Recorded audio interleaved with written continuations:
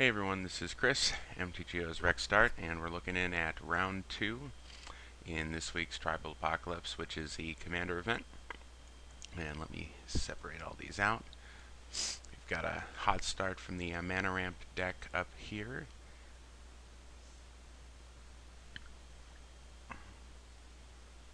Which his commander seems to be...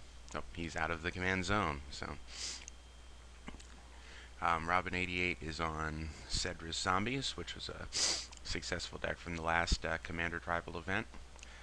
And Slug is on Gaddock Teeg, who is a powerful commander, but in Tribal, certainly somewhat restrictive. We'll see if he's playing in, presumably with Kithkin, with some sort of white weenie strategy here.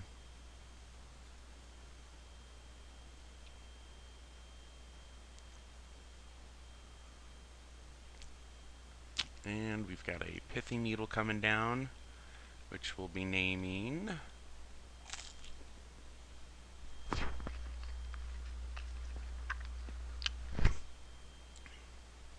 Not sure yet. It could name a land, so he could name the Hall of the Bandit Lord if he wished.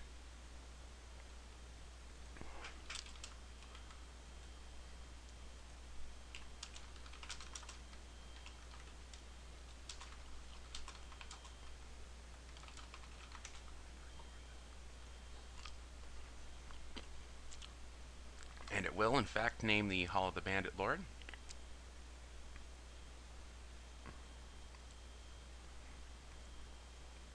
So super secret tech on 5-color slivers. Just to round this out, and again, Silvos appears to be the big green mana ramp deck, playing Shamans with Sachi. And we've got Wild Pear coming down. Lets you tutor up a creature with the same total girth if you whenever you play a creature.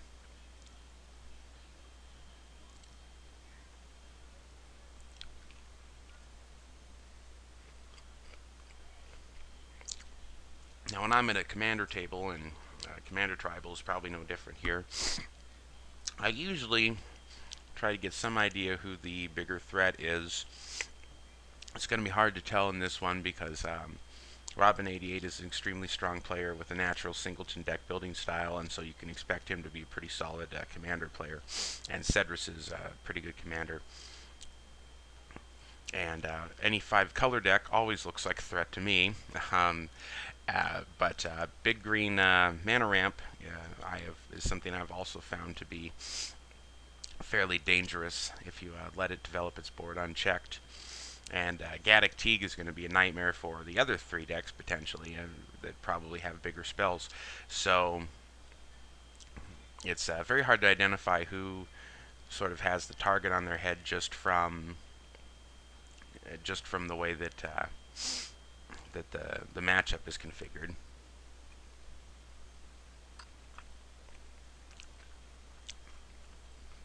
So I imagine it will depend pretty heavily on how the early turns play out. That being said, all that mana over on Silvos' side starting to look a little dangerous. He's got 2 Shamans, each tap for double green. So 1, 2, 3, 4, 5, 6, 7, 8, 9, potentially as much as 10 mana next turn. So Gaddock Teeg's going to come down, which may shut down what Silvos is up to, depending. Of course, with the Wild Pear and everything, it could be very just a creature ramp. He may not be a big spell ramp deck. Oracle of Moldiah will come down now. And it looks like we're going to have an extra land indeed, coming off of that forest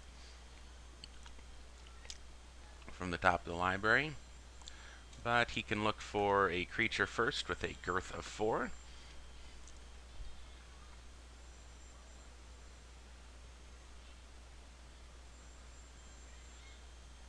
And he will play that land, and there's Nostalgic Dreams.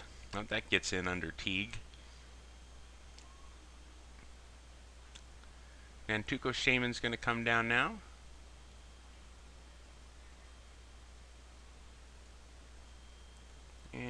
Let's see if I can organize this a little bit. Nantuko Shaman's got a girth of 5.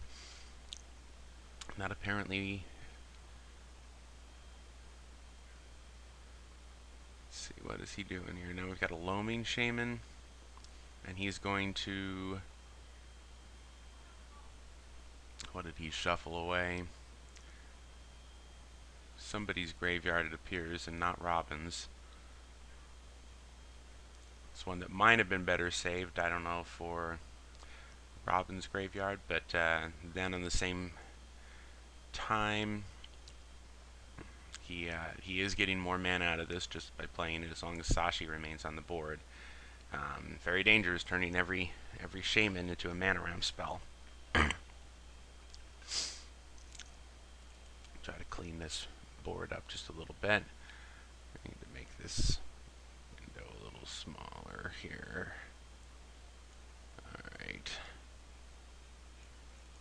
Need to see that anymore? Okay. Now, I'm not, depending on how long this match goes, I mean, it's not likely I'm going to be able to record the whole match here. I'm going to try to get as much of it as I possibly can. I may break it into chunks, take a break between coverage. The last round had a table that went for 90 minutes, and I obviously can't handle that much video and compress it and continue recording. So I'm going to have to put some limits on this here. Alright, here comes a Skin Render, solid choice for Robin 88's inclusion in the zombie deck. Sort of the Flame Tongue Kavu of the new era.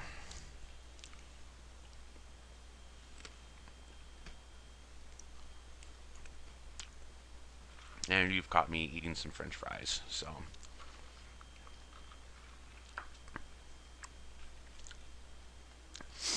Now, yeah, from this position, I wonder if maybe we could have. Now we've got Thrun coming down over here on Slug's side.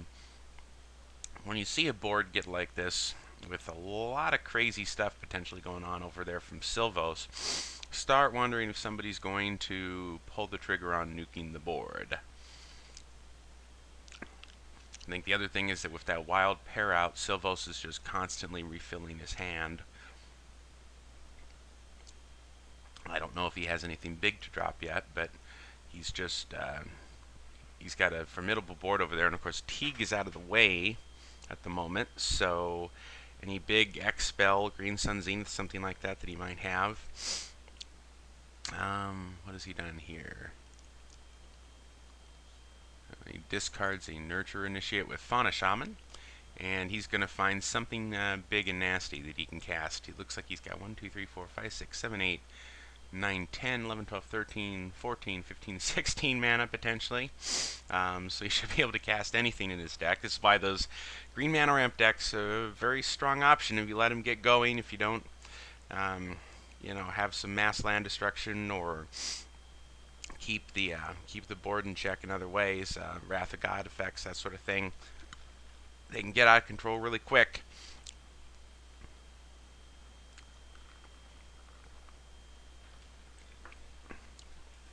And hey, Primeval Titan didn't get banned in this format for nothing. The green mana ramp archetype is consistently solid and powerful in Commander.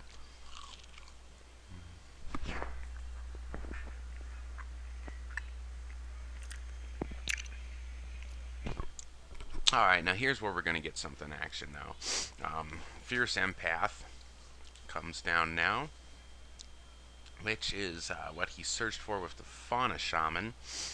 Now, the Fierce Empath is going to trigger a search for a creature of girth of 2 off of the wild pair, and also a creature with power 6 or greater. Robin88 pointing out that wild pair is owning the board, and indeed it is. He can just continue playing this stuff. Now, if he doesn't have a big, again, I don't know what his big end game is here. If he's splashing a World Spine Worm or something like that. I mean, remember, this is Commander Tribal, so most of his deck is going to be little shaman dudes. Wild Beast Master, that's a nice one. If he has some way to pump that power. He's got an impressive army here already.